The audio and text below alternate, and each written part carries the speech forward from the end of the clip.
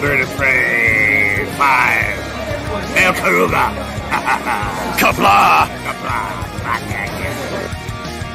I'm going to take this opportunity, however, to suggest that we all hail Karuga. That's all I'm saying. Forgive me, Doctor. I'm receiving a number of distress calls. I don't doubt it.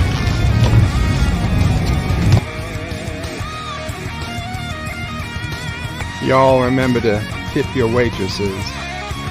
Have a mighty fine night.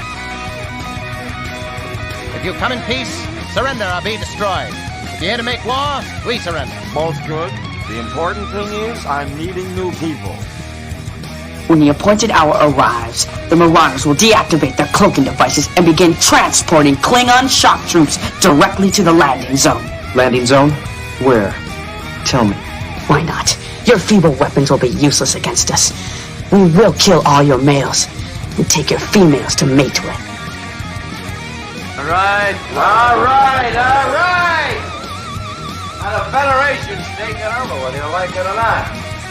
You people, you've been running this planet like a piecework factory. From now on, it's going to be under one roof. You're going to run it like a business. That means you're going to make a profit. Look at these 3 words written larger than the rest, with a special pride never written before or since. Tall words, proudly saying, "We the people."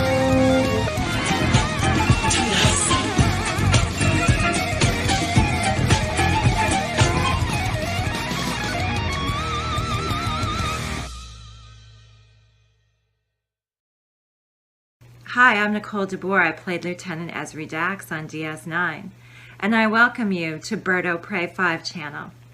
Hail Karoga. Hello world, it's Bird of Prey 5, Qapla, and welcome to Enterprise Wednesday for February 8th, 2023.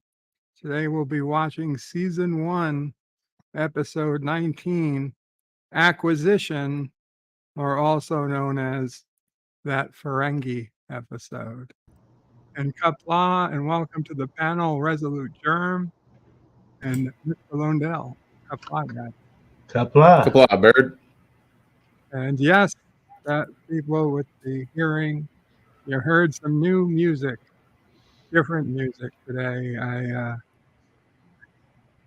I've been working on a new intro, but I said, F it, I'm getting tired of paying Epidemic Sound almost $20 a month for the privilege of playing one goddamn song.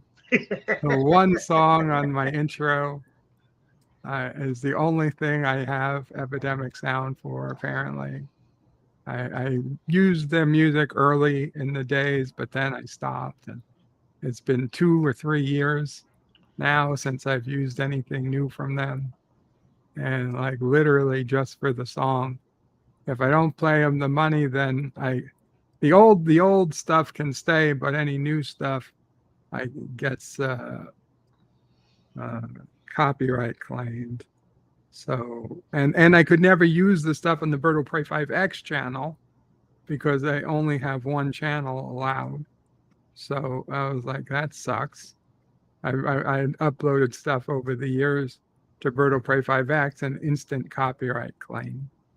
It was still allowed to go up, but I mean, not that Bird of Prey 5X is monetized, but if it was, they would be taking it. So I was like, okay. So I finally found, after listening to God knows how many audio tracks, I finally found something I could live with on YouTube. It was free, and so I luckily still had the original project file, and the files were all in the right place, even from 3 or 4 years ago. So I was able to easily edit the original file, pop out the old music. Then I had to regenerate the wave file because of those red bars that go up and down in relation to the music. That's not automatic. That's a whole separate program. So then I had to run that program, generate that video file, bring that video file into DaVinci, and luckily it was still relatively minor work, but I did it. And I had to clean up Nicole DeBoer a little, not her physical look. She's beautiful, of course, but the audio was a little low, always a little low on that clip.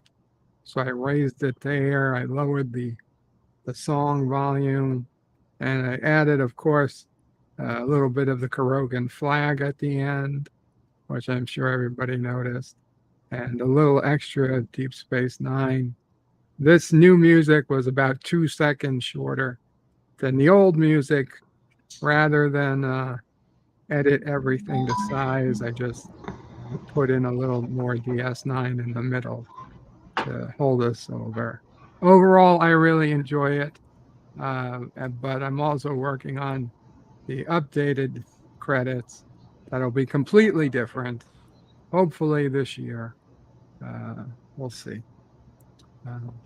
Moxley fan with a $2 super chat. Thank you, Moxley fans, is trying to get Kissing the Axe. Well, Moxley, I unlike when I'm using StreamYard, there is no random chance of kissing Dax. But what can I do? What can I do? Well, shit. Let's see if I can add a video. Oh, we can do this. We can do this.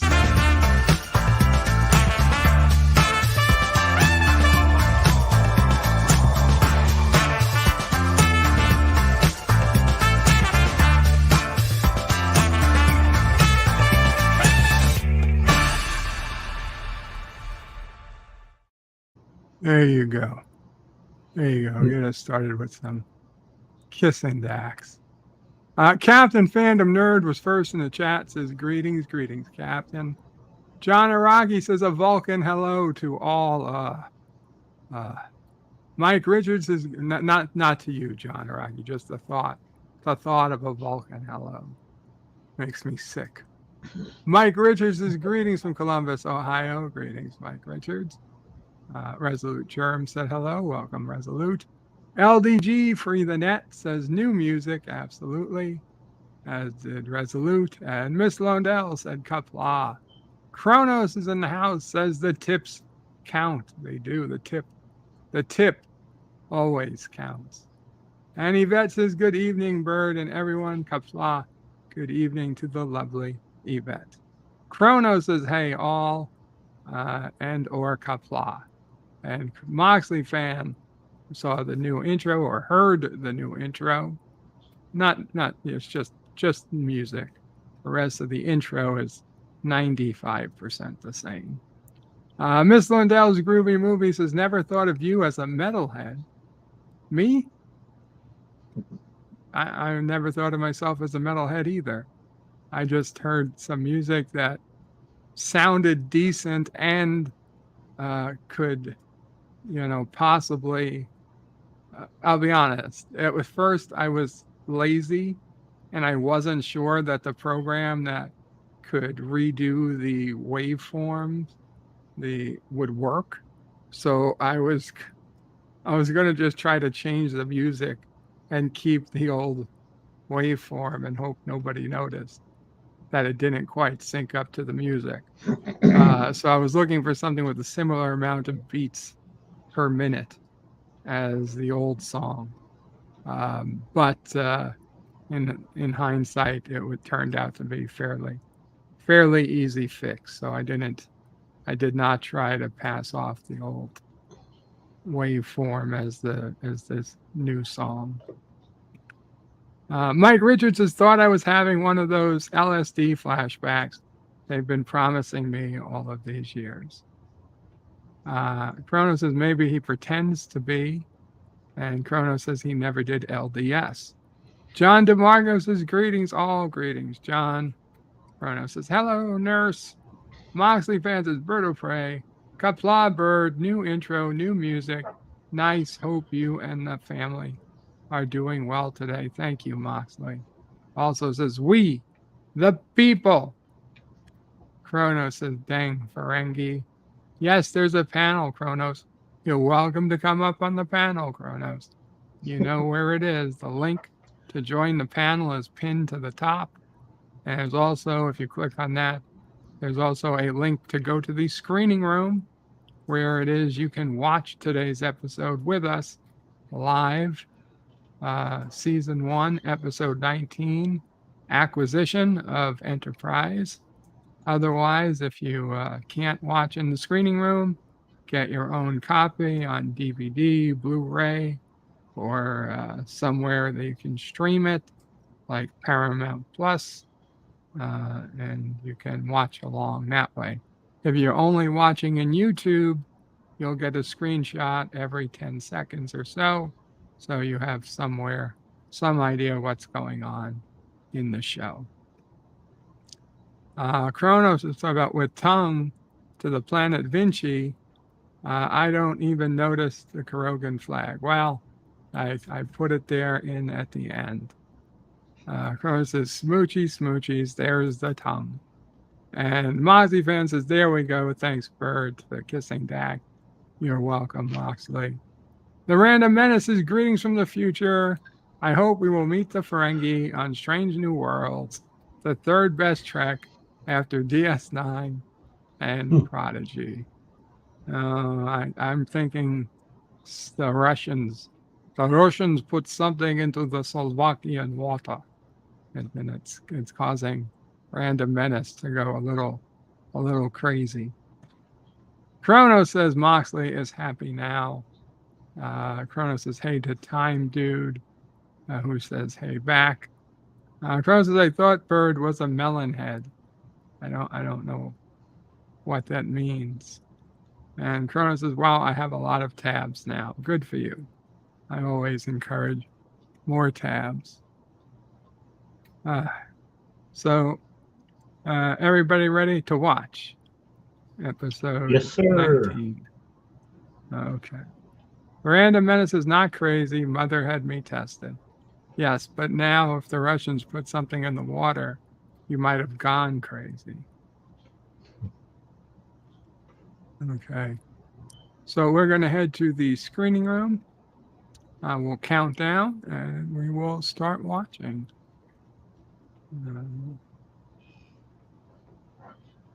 Okay. 5, 4, 3, 2, 1. And there is the Enterprise NX-01 floating dead in space. And a ship is approaching. And it's a Ferengi. And they're speaking Ferengi.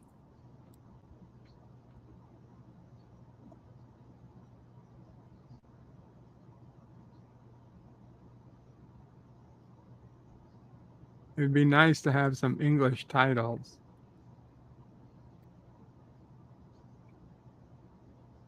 And we can pretty much assume what they're saying.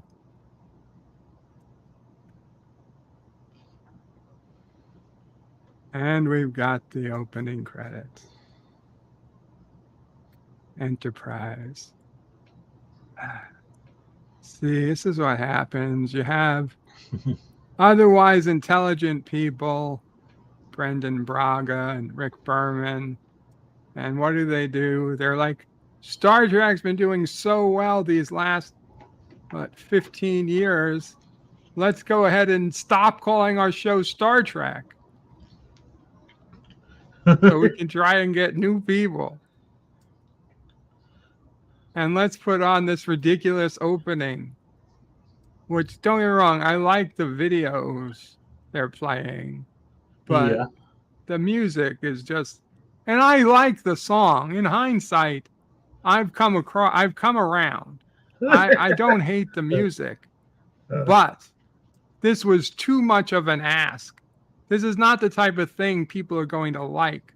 at the time. I mean, this was too much change too quickly. Not a way to get people to watch your show. And when you when you let the creatives have too much control, they do stuff like this. It's like the network or whoever stopped Stephen Ira, Stephen Bear, Stephen Ira, whatever that his name is, Mr. Bluebeard, from making DS9 all a dream, Far Beyond the Stars. As much as I liked Far Beyond the Stars, had the series ended as a dream, that would have been almost as bad as Enterprise's ending.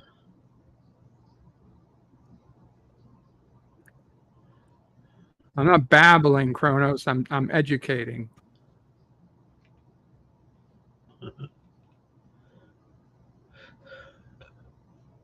J.P. Farrell.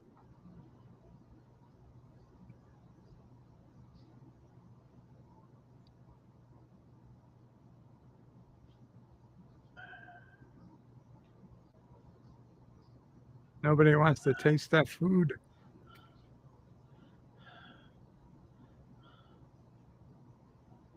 Okay, what I don't get is why haven't the Ferengi just decided to toss everybody out an airlock and take the entire ship? Clearly, that's more valuable than trying to loot it.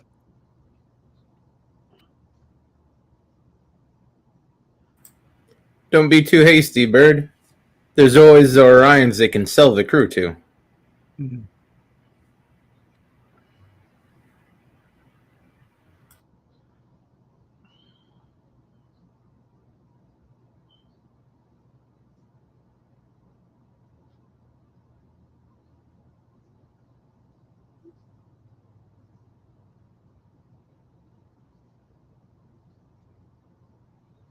Kronos asks, what does Tronya taste like?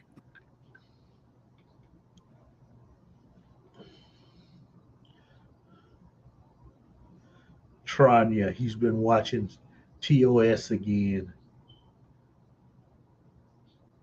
It took that long to realize they could breathe the air?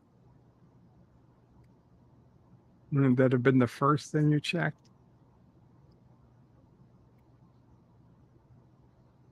I don't think the Ferengi have transporters yet. Otherwise, they wouldn't have had to manually move everything off the ship.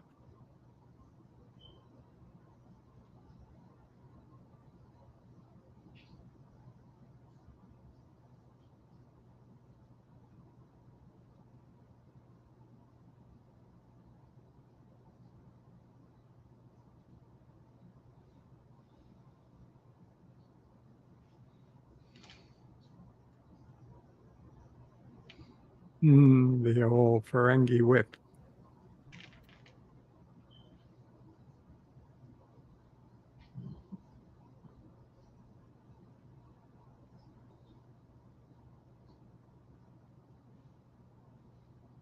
Random Menaces, they had to check if the gas was gone first, not if they could breathe. Oh, right. Good point, Random Menace.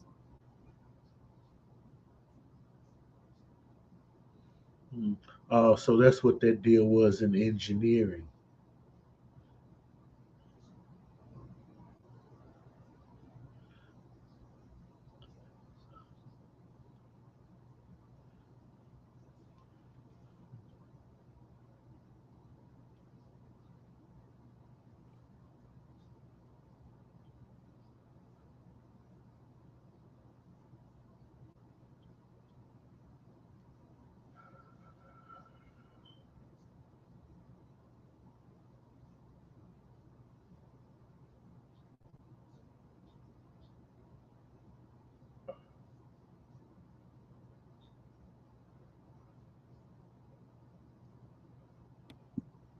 You gotta love door technology, door locking tech.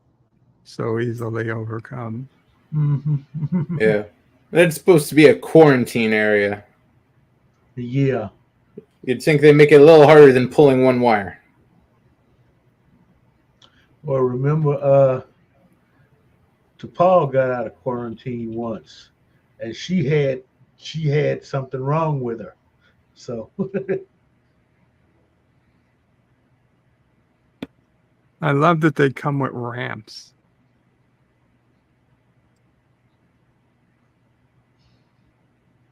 Chrono says, I won't be watching the last episode of Enterprise here.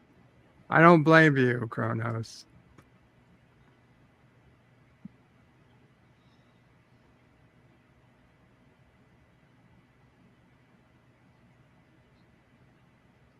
Well, for that matter, when the time comes, you may as well skip it. We'll see.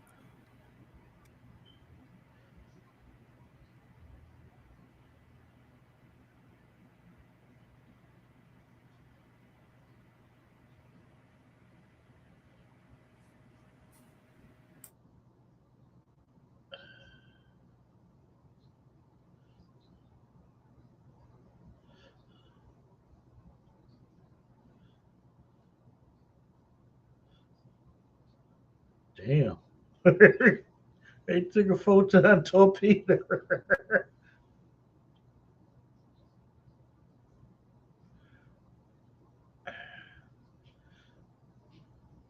Dude, get in uniform. I mean, yeah.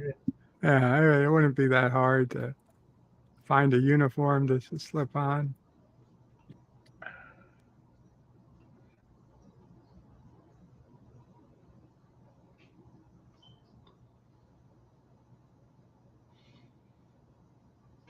He's got a hard on for T'Pol.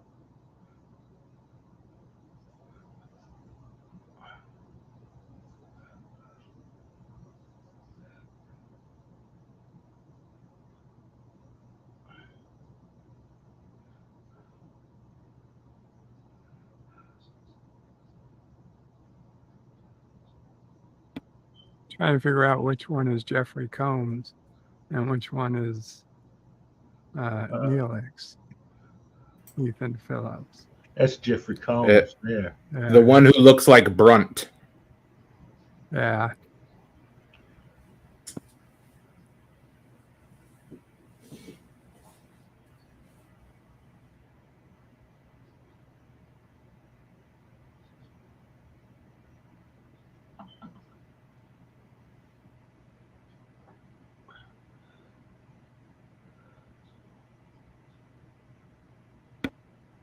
John DeMarco says he was thinking that too. Put some clothes on already.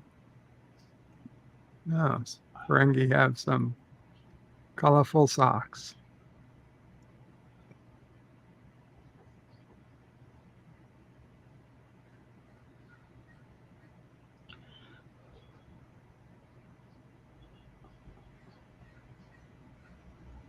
Nice. They've gathered all the women.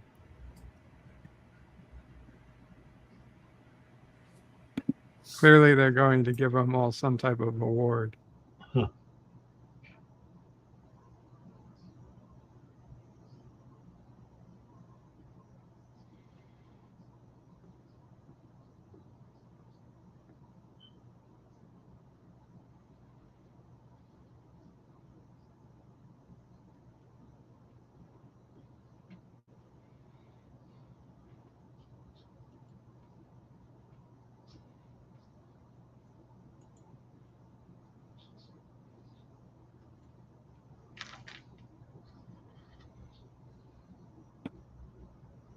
I do at least appreciate he's not talking to himself to give us exposition.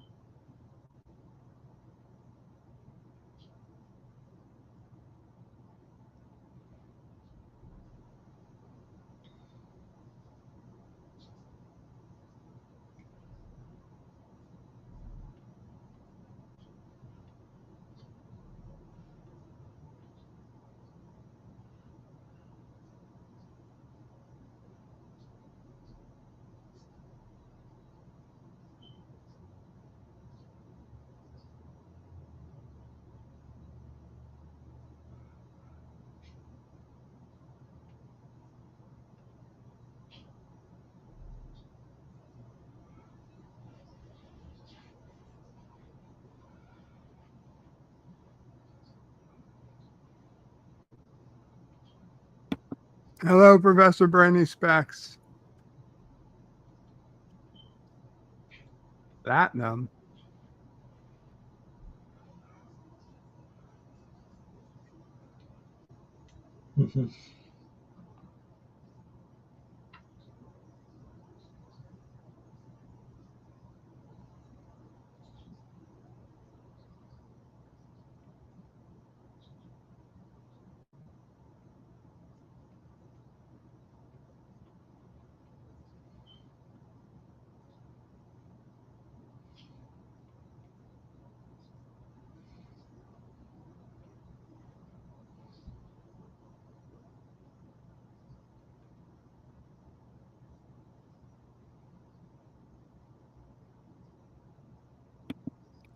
Kronos says Neelix is annoying even as a Ferengi.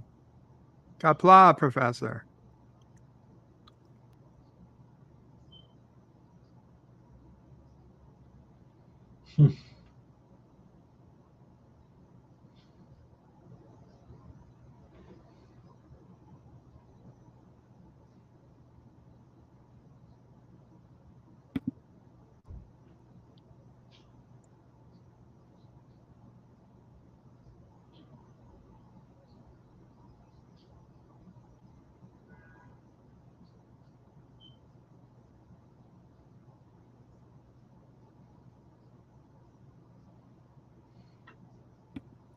Kronos says gold is worthless. I agree.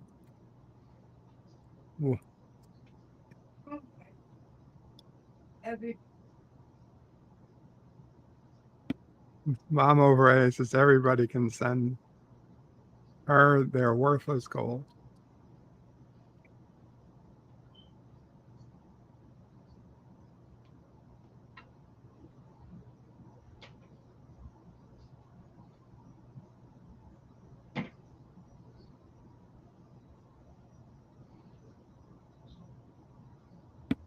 Kronos says hey to Mamo Craig. She says hey back.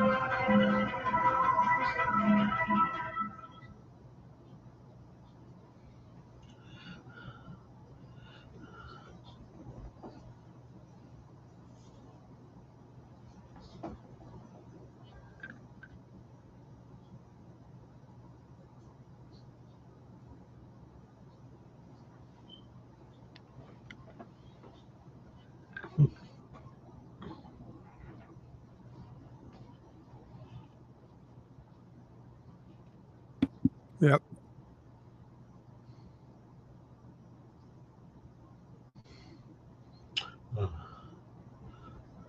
So there were only 173 rules of acquisition at this time. Yeah, well, they've had rules over time, so makes sense. Like constitutional amendments. Nobody's written all those rules down yet, though, have they? Nope. I mean, there is like physical books out there called the Rules of Acquisition. The problem is that not all the rules are known. Yeah. Yeah, a third of the pages just have a question mark on it. Oh.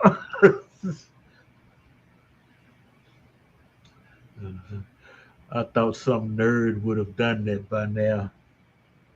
There's however many Zek or whoever said, someone would have figured them all out by now. I mean, on Memory Alpha, you can get all the rules that they mentioned on screen. On Memory Beta, they add a few more rules that were mentioned in books and whatnot. but you know.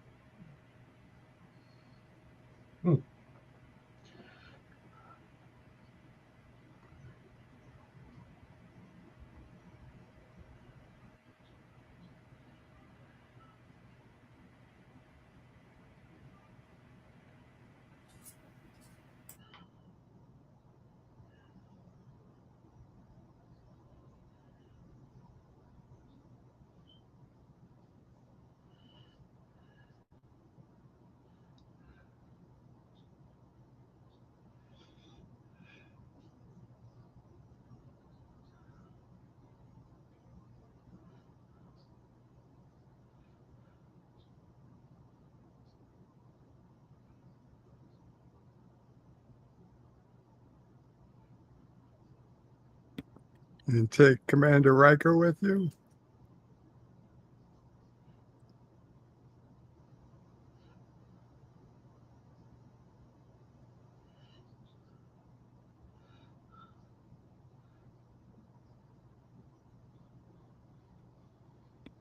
Mike Richards says, just make up your own rules. You could for your book. Mm-hmm.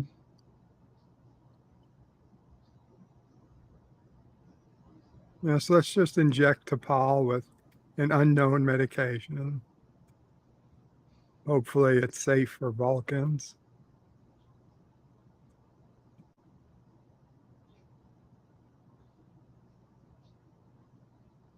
Mm-hmm.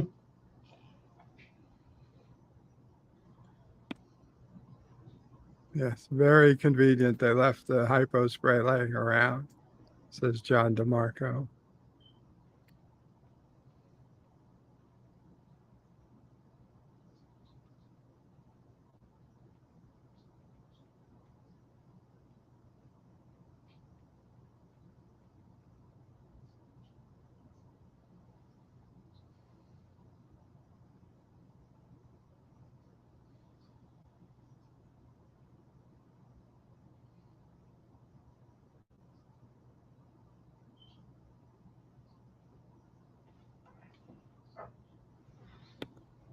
It's really not believable.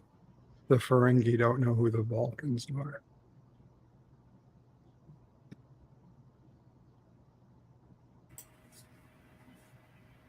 Well, in a large part, they may. You just got the bottom of the barrel here. Nah, that's true. You got to remember, this is early in Earth space exploration history.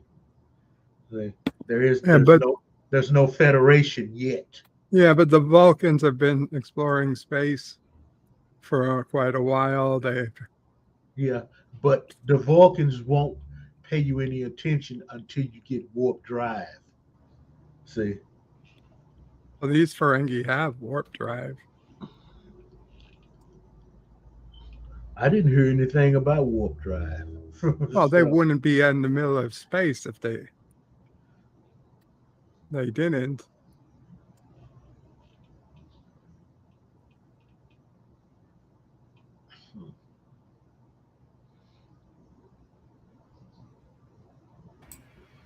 Convenient. It had just enough to wake up T'Pol.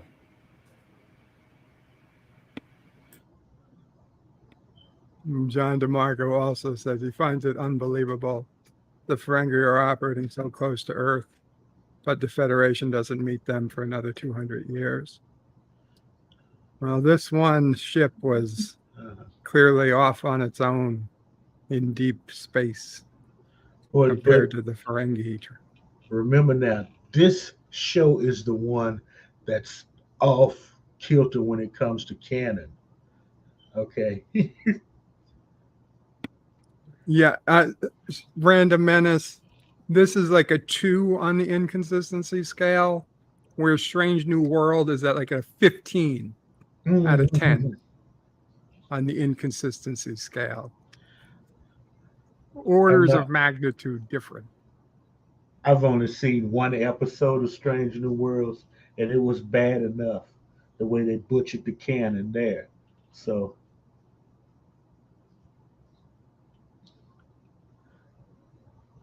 yeah, and John DeMarco says Strange New Worlds is 1,000 times worse. And it's not 10 times worse. It's 10 times worse.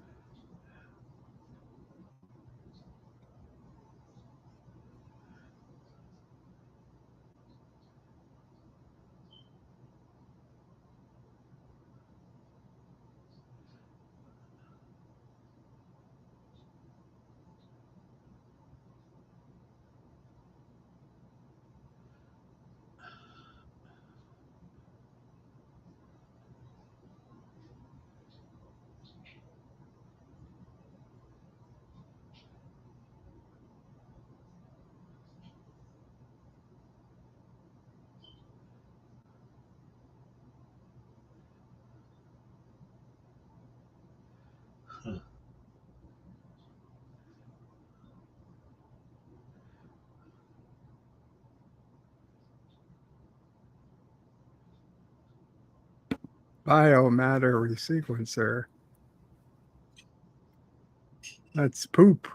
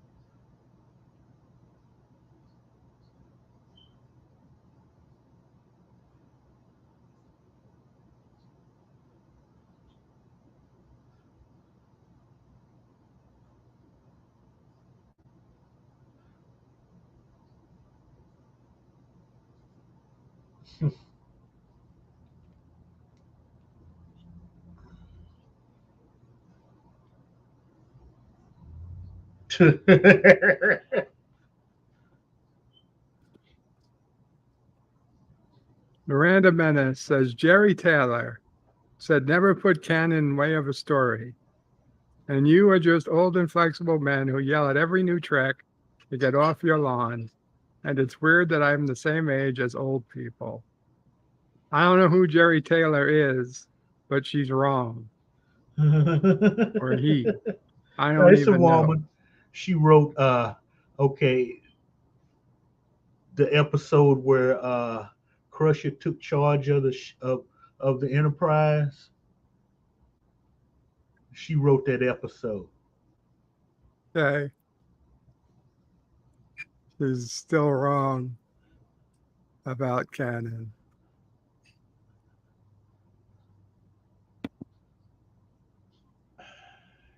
A good writer would write the story around canon. Yeah. You respect what's been done before and keep it in mind when you're doing your thing. That Jerry way, Taylor wrote Best of Both Worlds Part 2. Well, guess what? That was the shittiest part. Part 1 was so much better.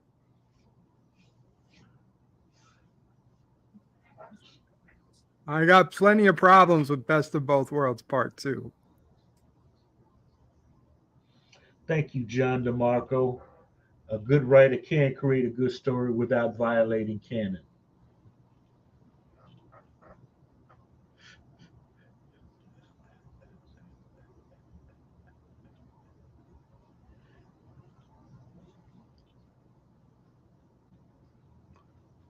Okay, so they were a warped society. I stand corrected.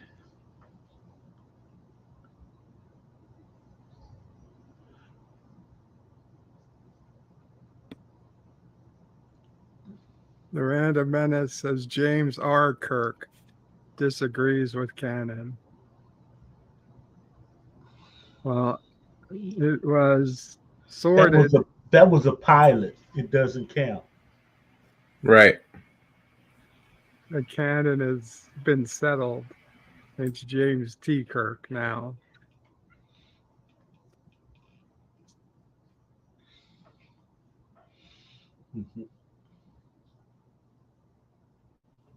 The multi-gunman's here. Qapla. Multi-gun man.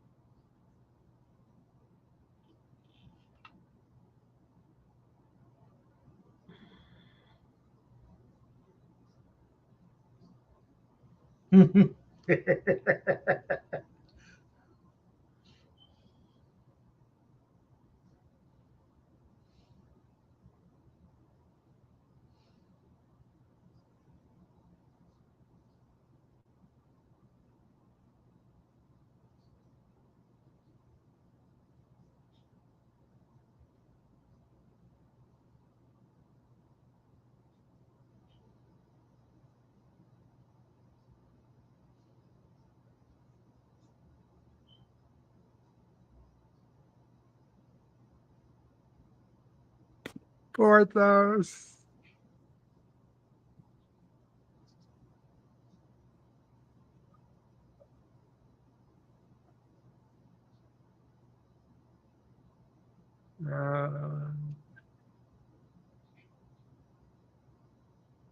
Dogs are not a lower life form.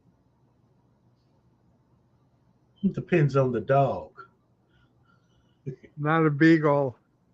See?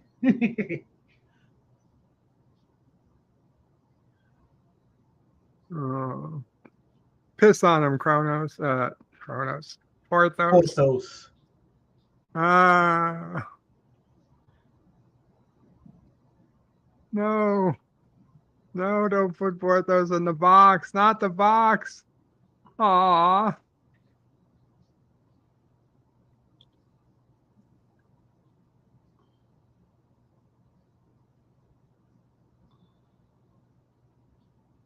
You got pretty good aim. Laser equipped Porthos, says Mike Richards.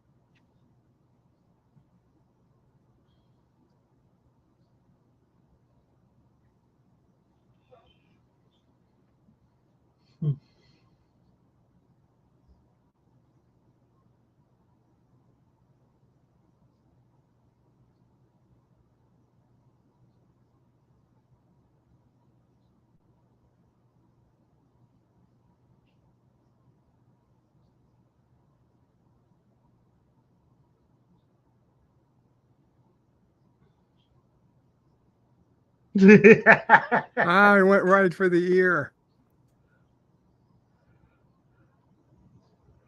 Should have shot him just to be sure. Yeah.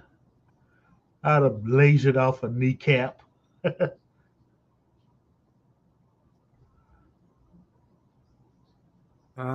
got the whip.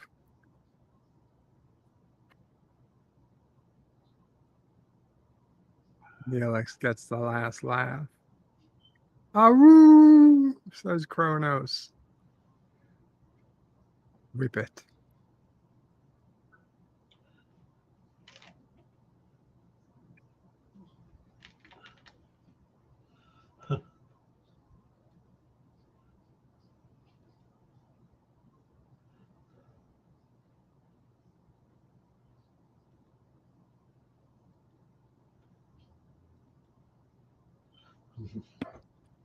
The random menace is just imagine if someone bit you in the jewels, especially if it was a guy.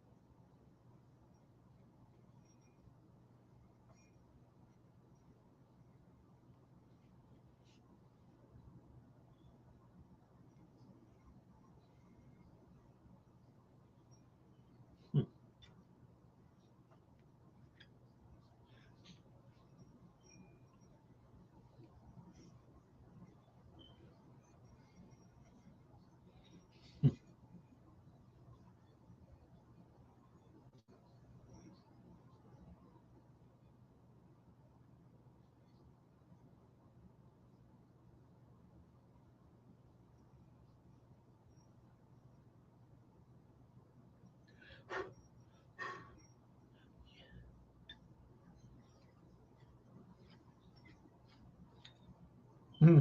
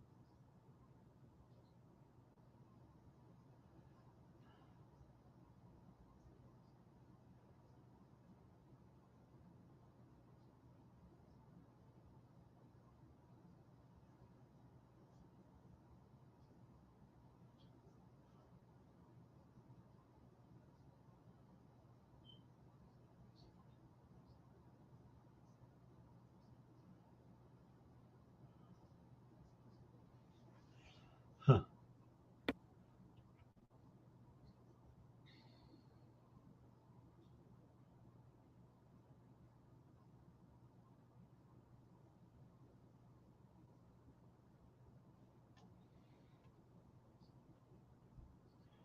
Shoot him, he's faking.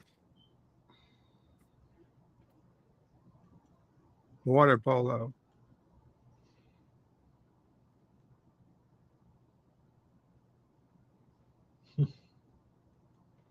Oh my God.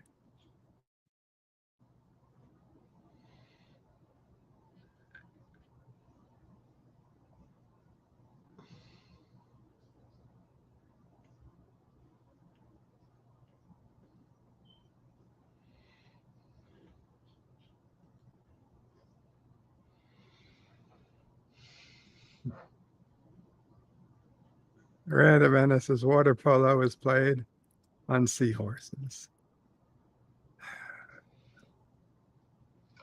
He would know that's a European activity.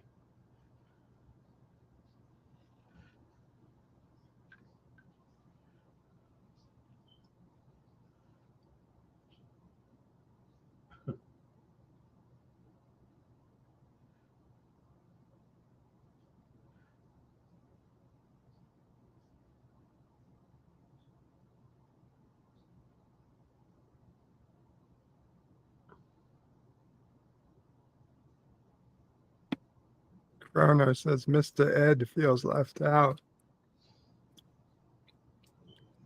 Apparently, there's whole Mr. Ed channels on YouTube.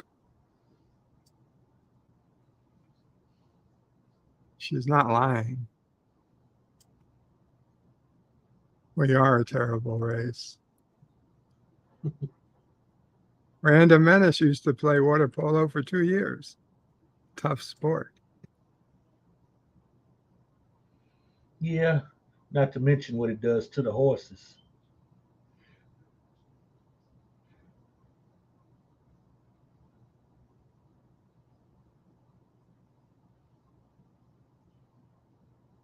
Umox.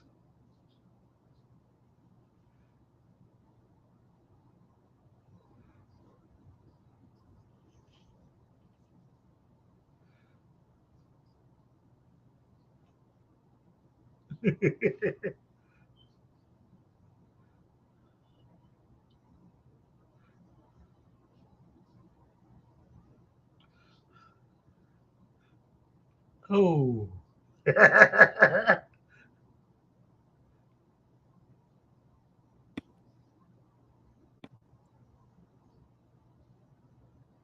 Wait a second. When did she learn how to do that? She's a Vulcan. Yeah, but they weren't doing that early on. Vulcans always know how to do that. No, I thought Basic that was Vulcan self-defense. Yeah. I thought that was something that the followers of Surak or whatever, the people who could mind meld, could do the Vulcan neck bend. Is it? Okay. No. The only thing I ever heard it referred to was Spock saying it was ancient Vulcan defense. Yeah, it was part of the martial art training.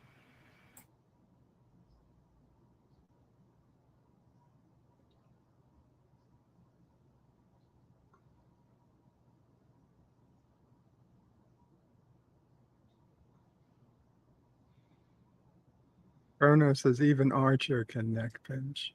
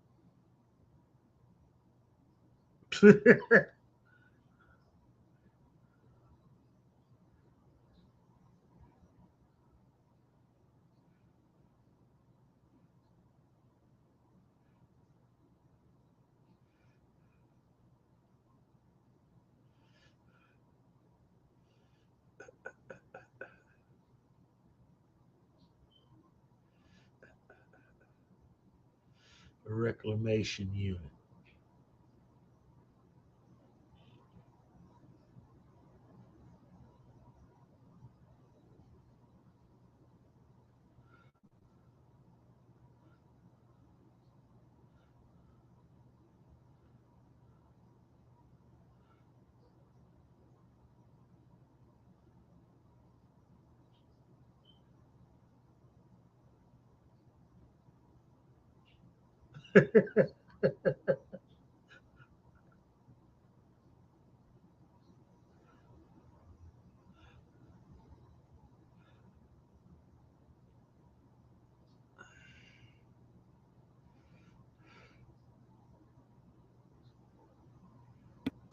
Bruno says it's kinky. Yeah, to Paul.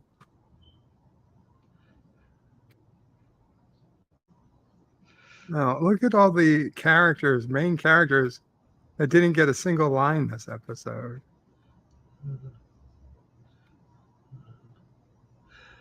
This may have been an episode designed to keep costs down. I don't know. We got quite a few guest actors, and the cost of Ferengi makeup can't be cheap. Well, they're showing progress. They weren't shoehorning in main characters like they did in every other show. Yeah. They find the dumbest reasons just to get Crusher or Troy in an episode. They didn't bother doing that here.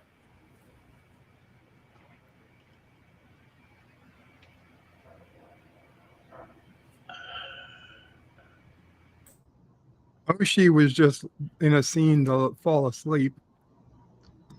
I don't think Reed or Mayweather were in here at all.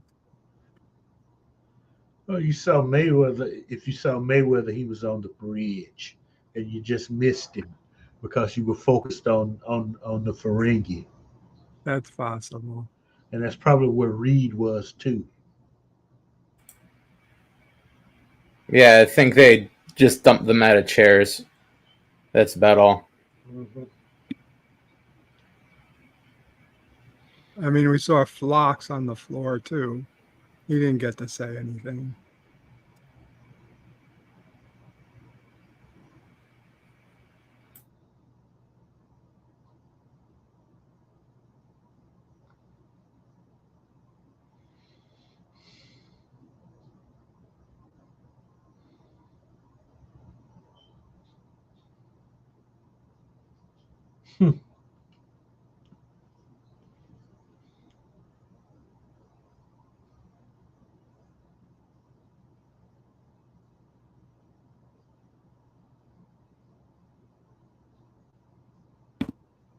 I'll be honest.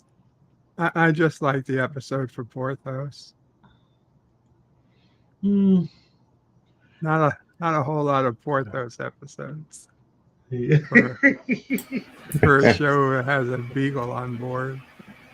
Yeah, you and your beagle fetish. Hey. Yeah.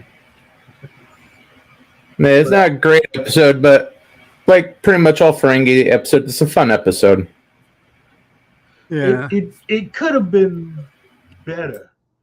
I guess DS9 spoiled me with Ferengi episodes, but I mean the timing and everything from those from those shows was great. And they were kind of off here. If you it was you just something a little different. But then Shimmerman, said he would always have all especially the Ferengis, over to his house, and they would work through scenes. So I mean, they knew how to play off one another expertly. Yeah, and I think that was missing here. Yeah. I don't know. Most of them had played Ferengis before. Several of them were in Magnificent Ferengi. Okay. Jeffrey Combs was Brunt. Yeah. Okay, yeah, a couple of them were, yeah.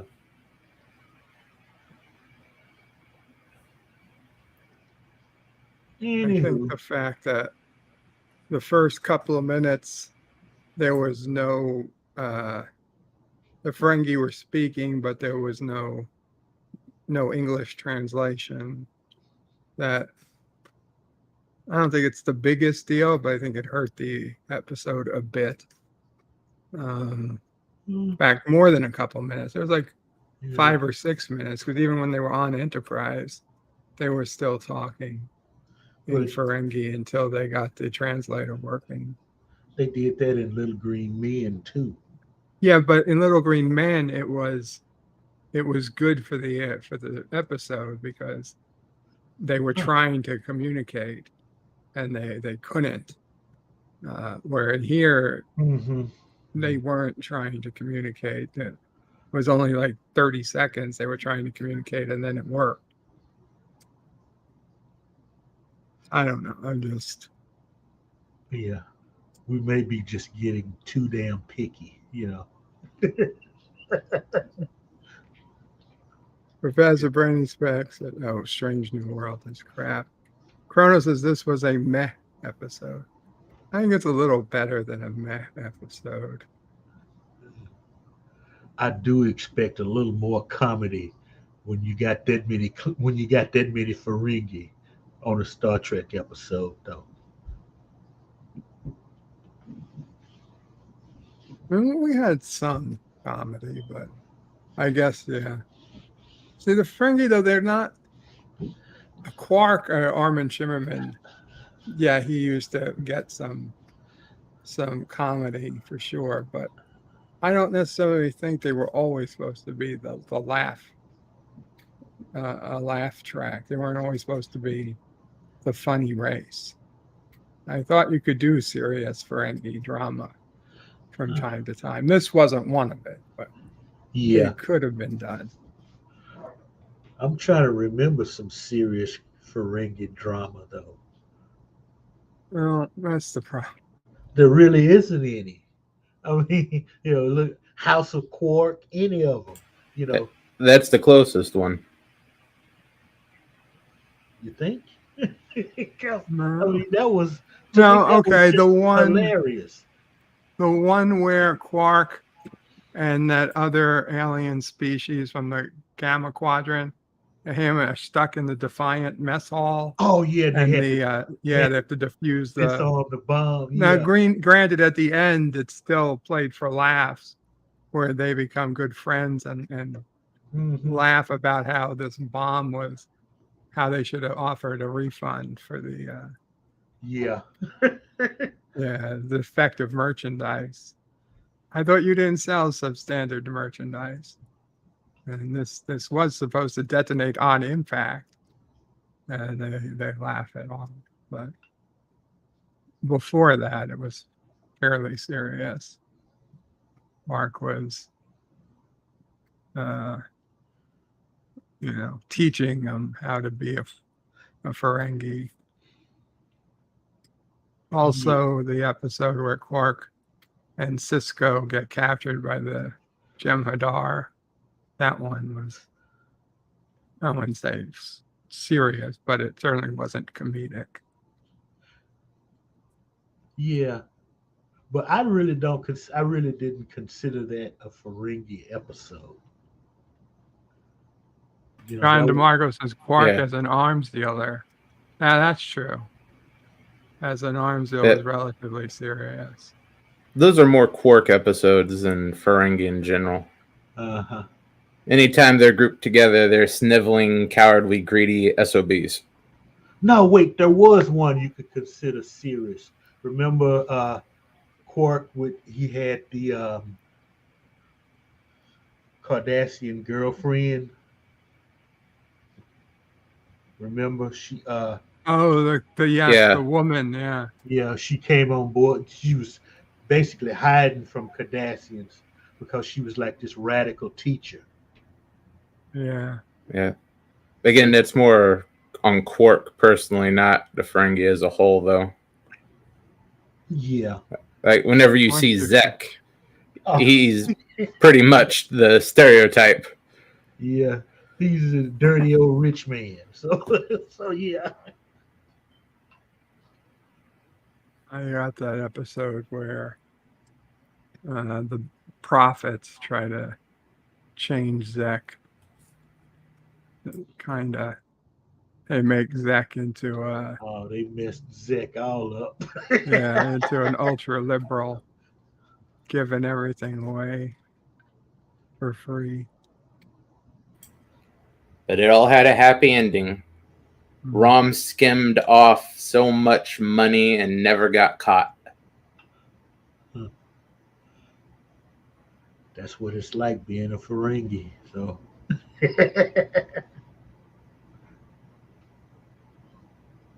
Oh well. So next week is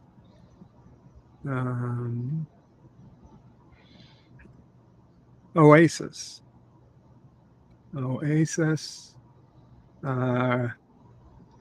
They're dining with Damar, a visiting trader who tells them of a haunted transport vessel crashed on a nearby planet. Archer orders an away team to investigate. On board, T'Pol hears a noise but detects nothing, while Archer and Mayweather find a computer terminal, take it back to Enterprise. They discover a section of the ship is protected with a dampening field. They find a chamber containing many armed crew members. That's the one with Renee Auberjonois. Guest stars. Okay. If I recall, that was a decent episode. We'll see. We'll see next week. And then later next week will be Picard. Picard season 3, episode 1 will be Thursday next week.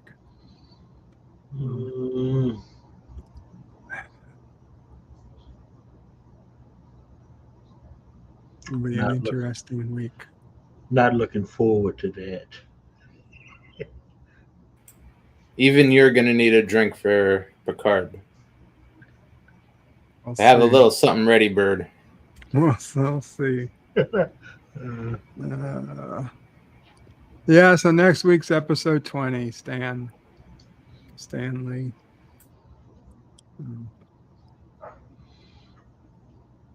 Yes, everyone sounds so excited for Picard. I actually almost had a bit of a nightmare. I woke up at 4 this morning thinking, oh shit, is Picard out already? Did I forget to have to go check to see Picard? And then I was like, oh, I don't want to watch Picard now. This is going to ruin my whole. I was so happy to realize not only was I wrong about the day, thinking today was Thursday, I was a whole week off. So it's not even had to worry about it tomorrow. I have a week and a day to deal with it. So I'm just waiting for that first review. Fuck you, such and such. well, the thing is, the first episodes of season 1 and season 2 were both pretty good. At least in my opinion, they were, especially season 1, I had no reason to think things were going to go the way they did. And didn't you realize they spent 90% of the budget on that one episode? Then season 2, I thought, oh, maybe, because it was okay. It was a good episode again. And then, God. So now I'm like, even if it's a good episode, which, to be honest, I'm assuming it is going to be a good episode. It just, what is it? Doesn't really matter till we get, 6, 7, 8 episodes in. Then it matters. I just assume the first few episodes are good. But we'll see. No, Kronos, STD will never be good. That much I'm sure of. It can't. At this point, it just can't.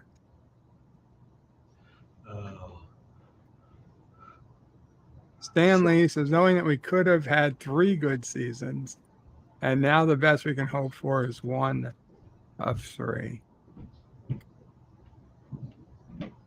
And Kronos says, poor Yosef.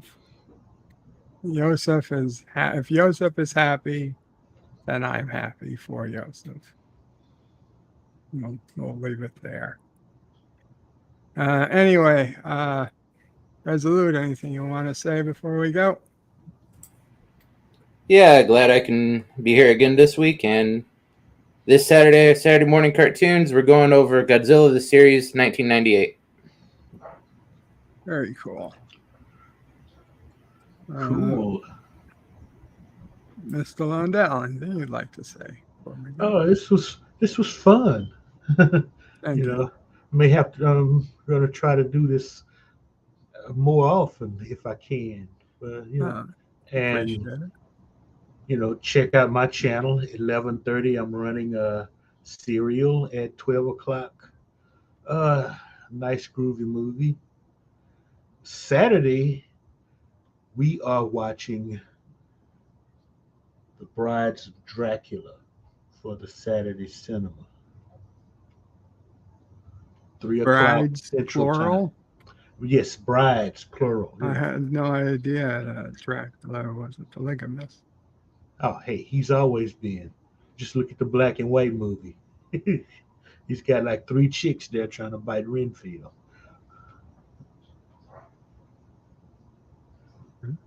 Good for him. Is this another Hammer film? Yes.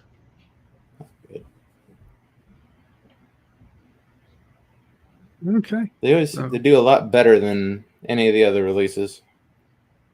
Kronos, I don't think I ever saw her from Stoker's Dracula. Oh, okay. I may have to run that then in a couple weeks. kind of like horror movie though. Yeah, it's Dracula. It's a horror movie. Some people don't like horror movies. Well, there's not that much Bloodbird.